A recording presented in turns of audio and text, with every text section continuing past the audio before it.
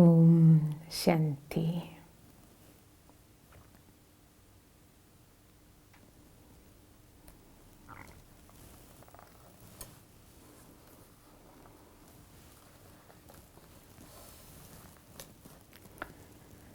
ഇന്നലെ നമ്മൾ വായിച്ചെത്തിയത് നമ്മുടെ ഗംഗൈദാദി കുഞ്ഞുനാളിൽ അനുഭവിച്ച കന്യകയായിരുന്നല്ലോ ദാദി. കൗമാരപ്രായത്തിൽ ദാദി ബാബയുടെ അടുത്ത് വന്നതാണ്. ആ സമയത്ത് അനുഭവിച്ച പീഡനങ്ങളും ദാദിയുടെ കഥയാണ് ഇനി നമ്മൾ കേൾക്കാൻ പോകുന്നത്.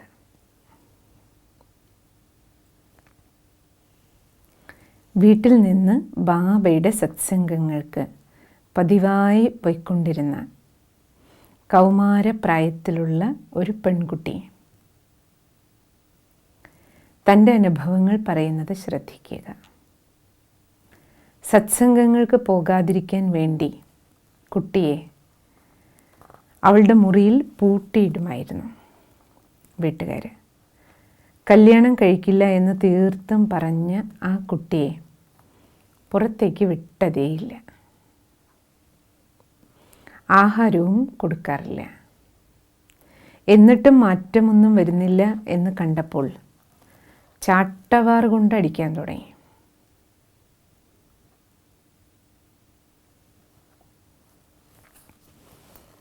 കുടുംബത്തിലുള്ളവരെയെല്ലാം അന്ന് വരെ അനുസരിച്ച് മാത്രം പരിചയമുള്ള ആ കുട്ടിക്ക് ഇത് ഒരു അഗ്നി പരീക്ഷ തന്നെയായി. അവരോട് അനുസരണക്കേട് കാണിക്കുക പ്രയാസമായിരുന്നു. പക്ഷേ ഈശ്വരൻ്റെ ആജ്ഞകൾ അതിലും എത്രയോ പരിശുദ്ധമായിരുന്നു.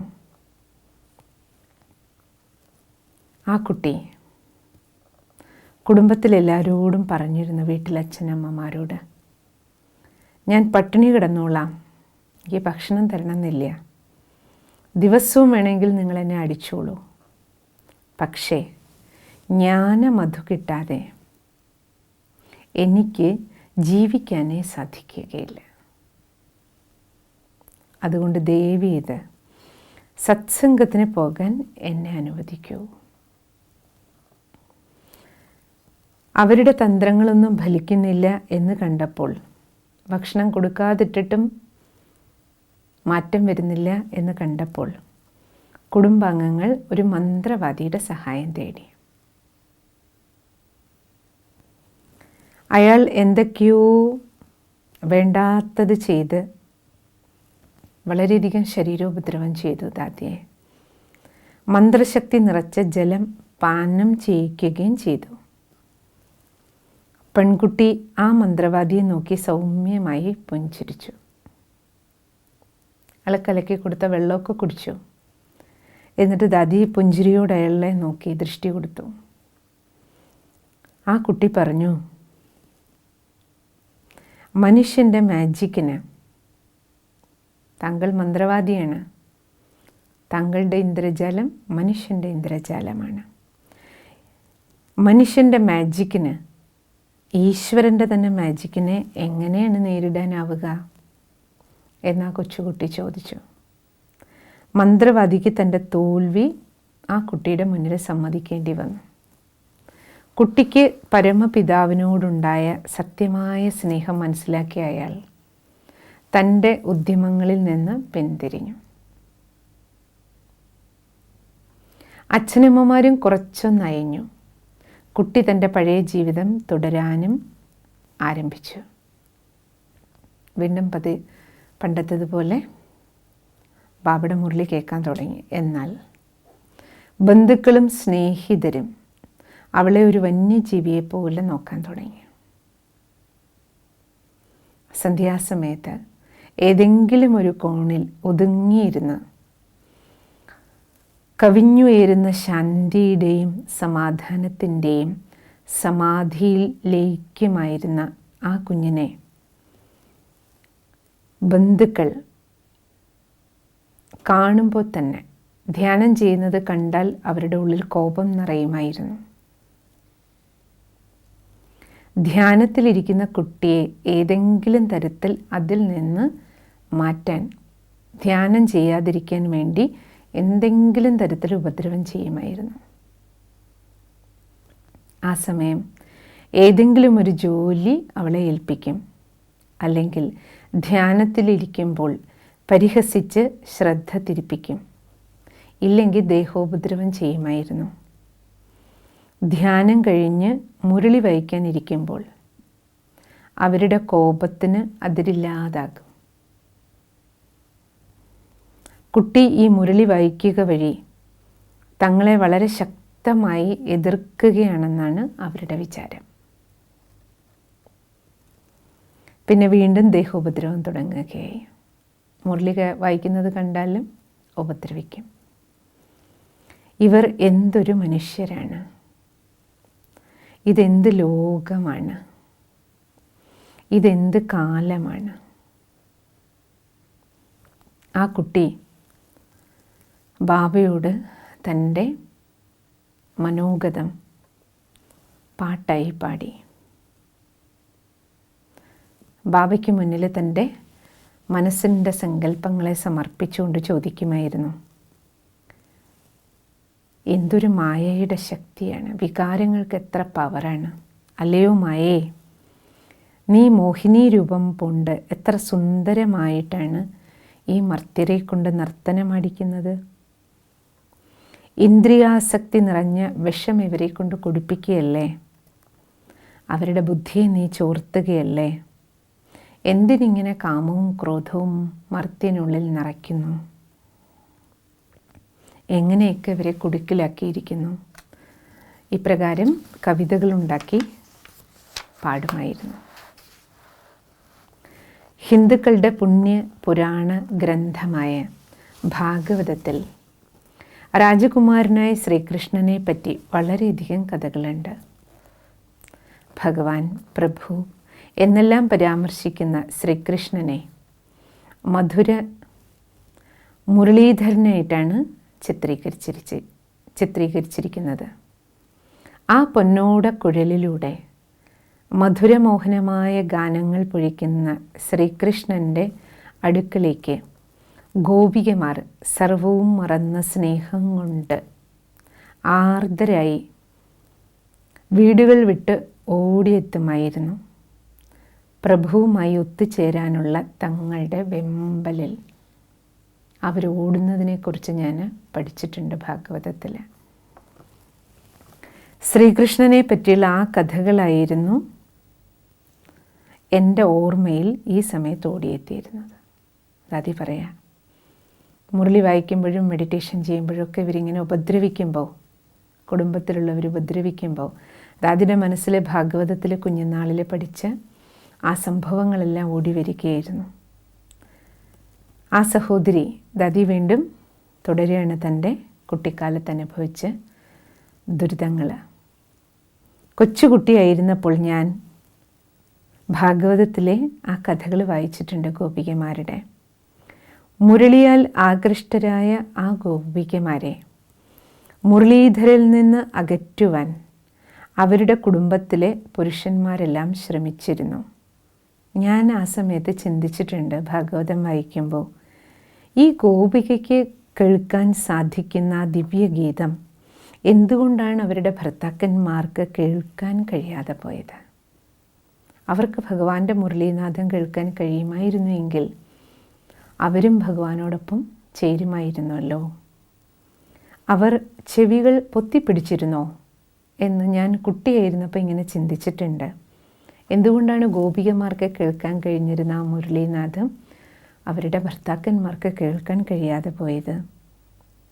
അതോ ആ മധുര ശബ്ദം അവർക്ക് ഇഷ്ടമായിരുന്നില്ലേ? ആ പുരാണ കഥയിൽ പരാമർശിക്കപ്പെട്ടിരുന്ന രഹസ്യം ഇപ്പോൾ എൻ്റെ ജീവിതം കൊണ്ട് എനിക്ക് നല്ലവണ്ണം മനസ്സിലായി. എൻ്റെ ഇന്നത്തെ അനുഭവം തന്നെയാണ് ഭാഗവതം എന്നെനിക്ക് ബോധ്യപ്പെട്ടു. മറ്റൊന്നുമല്ല അതിലുള്ളത്. ഈശ്വരൻ്റെ മുരളി ഒരു സംഗീത ഉപകരണമല്ലല്ലോ, ഇത് ജ്ഞാനമുരളിയാണ്. ശിവബാബ നൽകുന്നത് ജ്ഞാനമുരളിയാണ്. ഓടക്കുഴലി വായിക്കുകയല്ലല്ലോ ബാബ.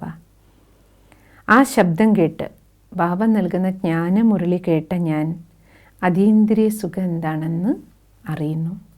എന്നാൽ എൻ്റെ ബന്ധുക്കൾക്കത് കേൾക്കാൻ കഴിയുന്നുമില്ല, അത് കേൾക്കാൻ അവരെന്നെ അനുവദിക്കുന്നുമില്ല.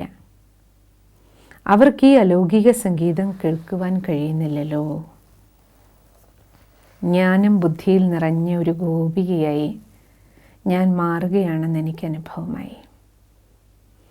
ആ പുരാണ ഗ്രന്ഥം ഉൾക്കൊണ്ടിരുന്ന മുഴുവൻ രഹസ്യവും എൻ്റെ അറിവിൻ്റെ നേത്രം എനിക്ക് സ്പഷ്ടമാക്കി തന്നു.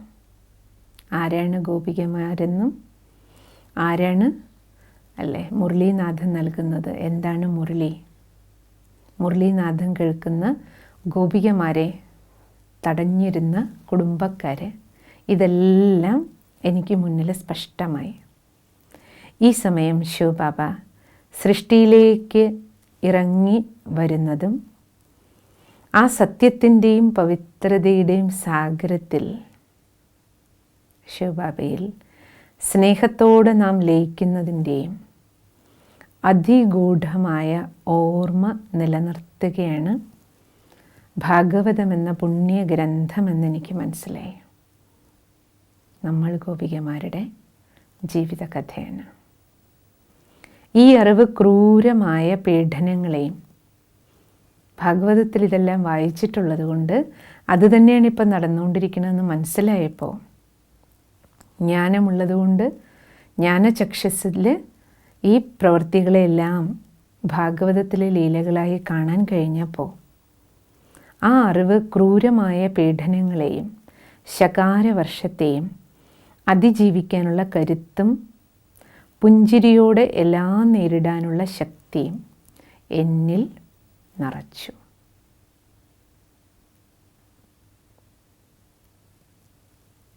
ഓരോ ഉപദ്രവങ്ങളും കാണുമ്പോൾ, അനുഭവിക്കുമ്പോൾ ഞാൻ ബാബയുടെ ഗോപികയാണ്, ആ ഗോപികയാണെന്നുള്ള ലഹരിയിലിരുന്ന്, ഈശ്വരീയ ലഹരിയിലിരുന്ന് ആ വേദനകളും ഉപദ്രവങ്ങളുമെല്ലാം സഹിച്ചു. എന്നാൽ കുടുംബത്തിൽ വിവാദങ്ങൾ കെട്ടടങ്ങിയില്ല. അമ്മ വിവാഹം കഴിപ്പിച്ചയക്കാൻ തീർച്ചയാക്കി. വരനെ തിരഞ്ഞെടുക്കാനുള്ള തിരക്കിലായിരുന്നു അവർ. ഇതറിഞ്ഞ കുട്ടി വിവാഹം പാടെ നിഷേധിച്ചു. കാമവികാരത്തിൽ അധിഷ്ഠിതമായ വിവാഹം അതിനീചമായ ഒരേർപ്പാടാണെന്ന് പറഞ്ഞു. മനസ്സ, ഞാൻ ഈശ്വരനെ വരിച്ചു കഴിഞ്ഞു. ആ ദാമ്പത്യത്തിൻ്റെ പൂർണ്ണതയിലെത്തിക്കഴിഞ്ഞ എൻ്റെ മനസ്സിൽ ഇനി മറ്റൊരാൾക്കിടം കിട്ടുന്നത് എങ്ങനെയാണ് എന്ന് കുട്ടി മാതാവിനോട് ചോദിച്ചു. ഇത് കേട്ട ബന്ധുക്കൾ കോപം കൊണ്ട് വിറച്ചു. ഞാൻ ഈശ്വരനെ മനസ്സാ വരിച്ചു കഴിഞ്ഞു, അതിനാൽ എനിക്കിനി വിവാഹത്തിൽ താല്പര്യമില്ല എന്ന് പറഞ്ഞത് കേട്ടതും ബന്ധുക്കൾക്കെല്ലാം കോപം കൂടി. മൃഗീയമായി അവളെ അടിക്കുവാൻ തുടങ്ങി. അടിച്ചടിച്ച് ബോധം കെട്ട് കുട്ടി വീഴുന്നത് വരെ അടിച്ചു. അവർ അവളെ, ബോധം കെട്ട് വീണ കുട്ടിയെ ഒരു കയറുകൊണ്ട് കെട്ടി നിലവറയ്ക്കുള്ളിലിട്ട് അടച്ചു. അതും പോരാതെ ഒരു ഇരുമ്പ് ചങ്ങല കൊണ്ട് കെട്ടിയിട്ടു. നിലവറകളറിയാമല്ലോ, പണ്ടത്തെ വീടുകളിൽ ജനലും വാതിലുകളും ഒന്നുമില്ലാതെ പുറത്തുനിന്നുള്ള യാതൊരു വെളിച്ചവും ഉള്ളിലേക്ക് കടക്കാത്ത ഇരുട്ട് ഒരു നിലവറ വീട്ടിലെ, അതിൻ്റെ ഉള്ളിലിട്ടു. കൈവിരലുകൾ, ഇതും പോരാതെ വിരലുകളെല്ലാം ചുറ്റിക കൊണ്ട് ചതച്ചു. ആ ഇരുട്ട് നിലവറയുടെ വാതിൽ പുറമേ നിന്ന് ബന്ധിച്ചു.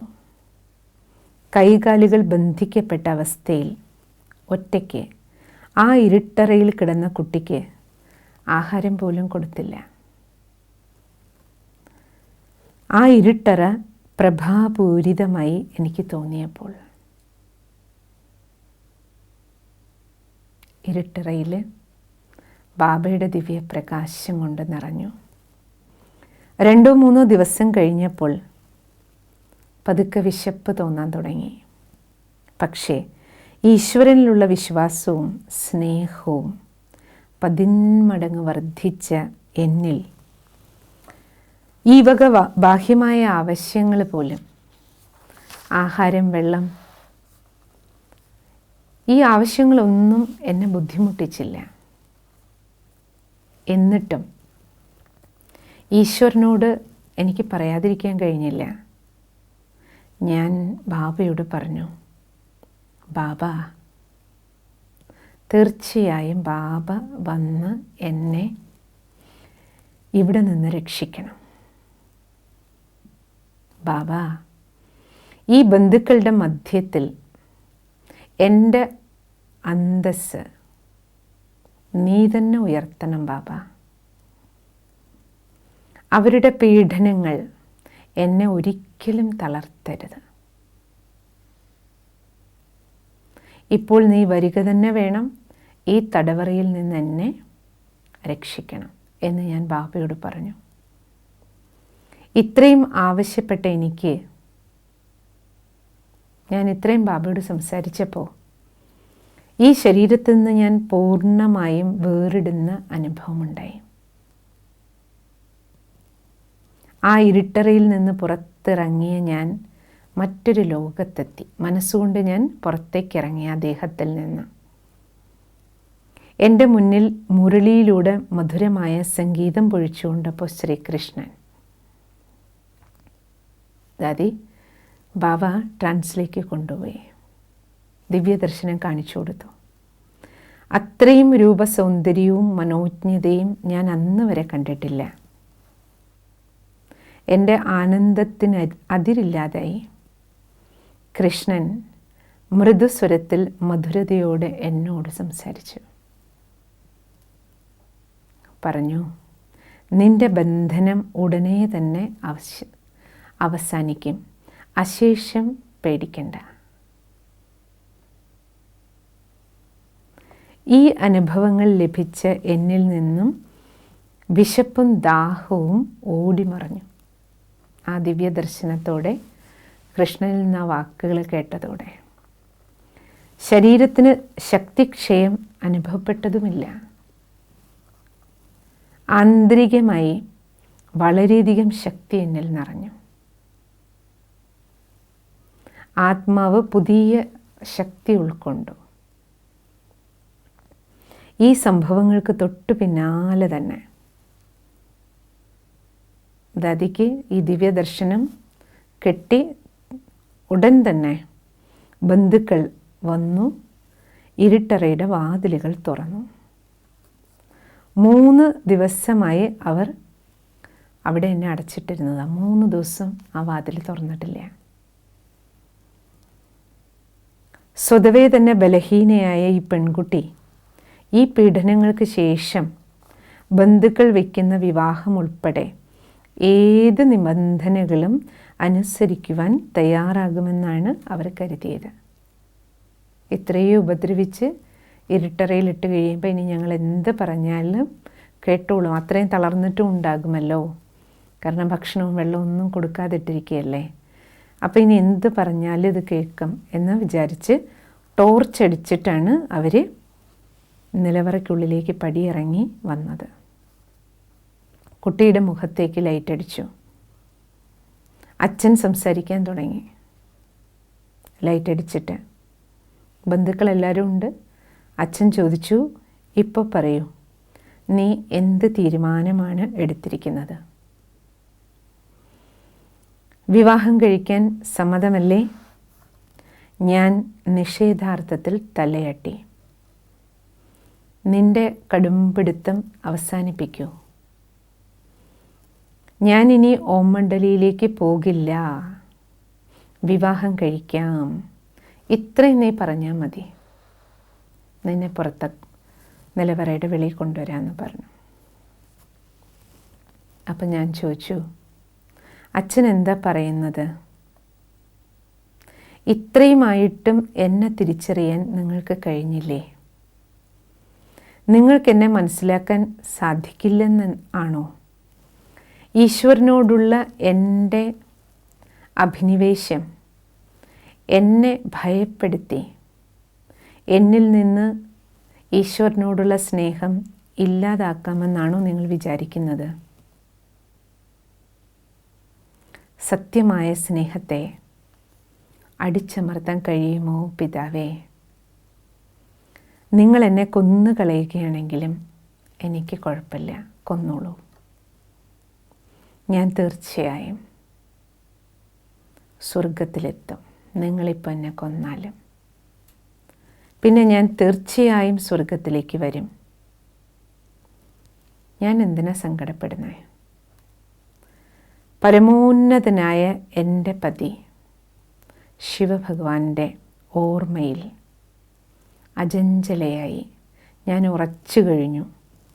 അതുകൊണ്ട് നിങ്ങൾക്കതാണ് ആഗ്രഹമെങ്കിൽ നിങ്ങൾ എന്നെ കൊന്നോളൂ.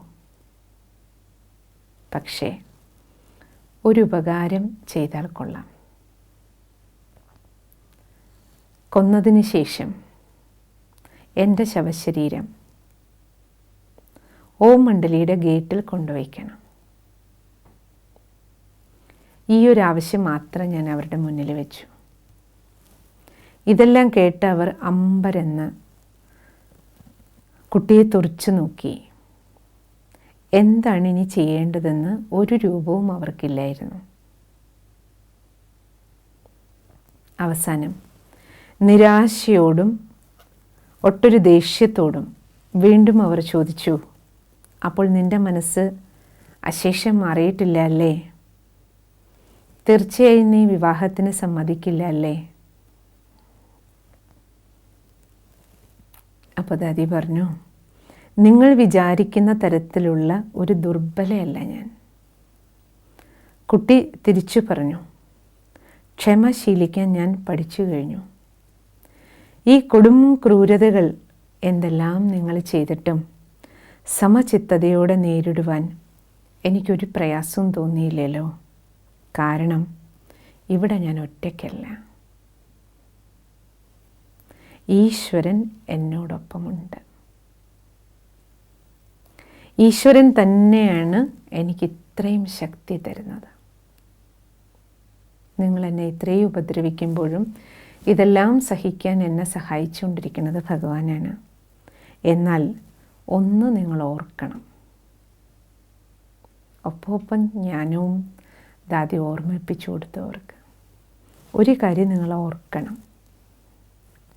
നിങ്ങൾ ചെയ്യുന്ന ഈ പ്രവൃത്തികളുടെ എല്ലാം ഫലം നിങ്ങൾ തന്നെ അനുഭവിക്കേണ്ടി വരും.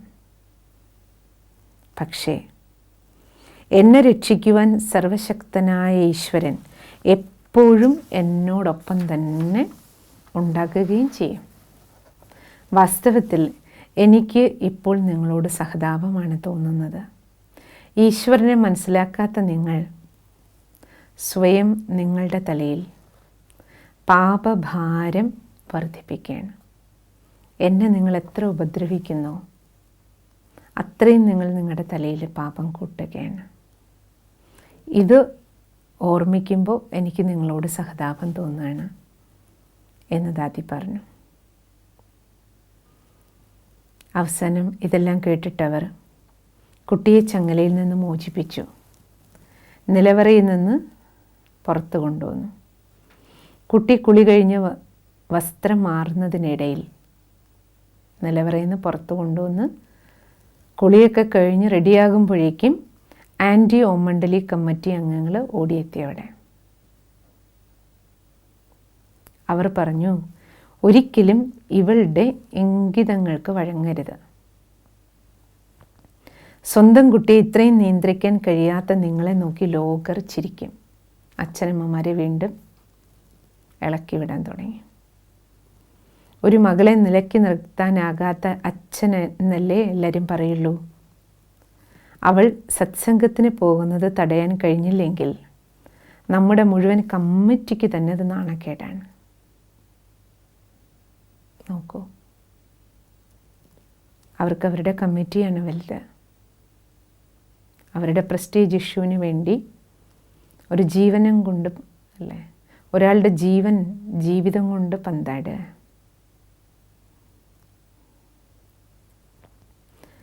അത് നമ്മുടെ തോൽവി സമ്മതിക്കലാക്കും.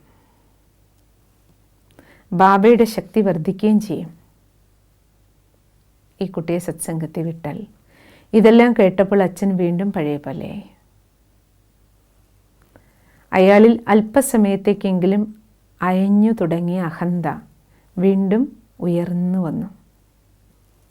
മകളോട് തോന്നിയ മൃദുല വികാരം ആ മനസ്സിൽ പിന്നെ സ്ഥാനമേ നഷ്ടപ്പെട്ടു. മകളുടെ എന്തെങ്കിലും ചെറിയ ആവശ്യങ്ങൾ അംഗീകരിക്കുകയാണെങ്കിൽ പോലും അത് അച്ഛനെന്ന തൻ്റെ സ്ഥാനം വളരെ താഴ്ത്തിക്കളയുമെന്ന് അയാൾക്ക് തോന്നി.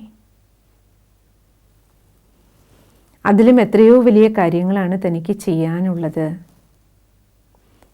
എന്നെല്ലാമുള്ളൊരു തോന്നൽ അയാൾക്ക് വന്നു. യഥാർത്ഥത്തിൽ അക്കാര്യം എന്താണെന്ന് ചോദിച്ചിരുന്നെങ്കിൽ ഉത്തരം പറയാൻ അദ്ദേഹത്തിന് കഴിയില്ലായിരുന്നു. അച്ഛനെന്ന നിലയിലുള്ള തൻ്റെ സ്ഥാനം, മകളോടിപ്പോൾ സ്നേഹത്തോടെ പെരുമാറി കുട്ടിയുടെ ആഗ്രഹം നടത്തിക്കൊടുത്ത താൻ താഴ്ന്നു പോകും.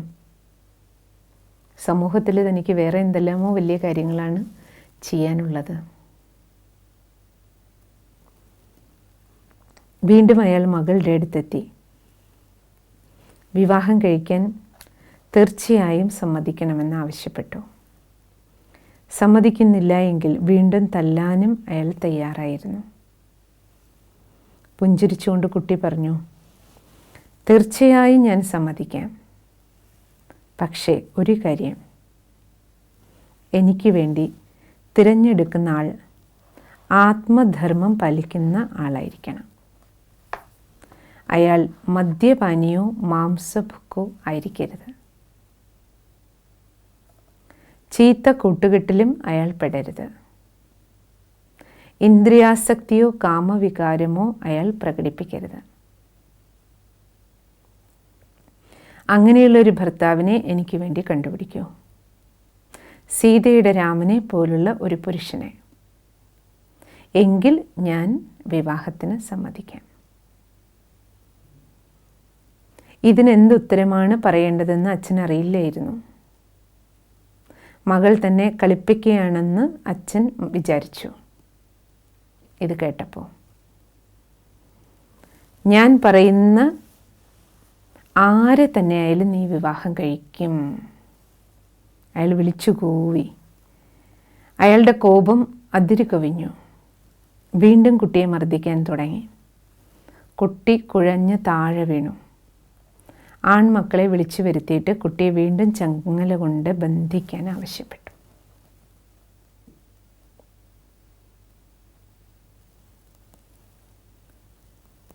വീണ്ടും അല്ല, ഇതിൻ്റെ ബാക്കി ഭാഗം ഇനി അടുത്ത ക്ലൈമാക്സ് രംഗത്തിലേക്ക് പോവുകയാണ്. കേൾക്കുമ്പോൾ നമുക്ക് അല്ലേ നാടകം സിനിമയിലെ രംഗങ്ങൾ പോലെയല്ലേ തോന്നുന്നു. ഇതൊക്കെ പ്രാക്ടിക്കലി നടന്നതാണെന്ന് തോന്നുന്നുണ്ടോ? ആലോചിച്ച് നോക്കൂ. നമ്മുടെ ദാദിമാർ ഈ വിശ്വസേവനത്തിനായി ദാദിമാരായി പരിപക്വപ്പെട്ട് ഈ വിശ്വത്തിൻ്റെ പരിവർത്തന സേവനം, ഭാരതത്തിൻ്റെ സേവനം ചെയ്യാൻ ആ ഭാരതാംബമാരനുഭവിച്ചത് എന്താണ്? ബാക്കി നമുക്ക് നാളെ കേൾക്കാം. ഓം ശാന്തി.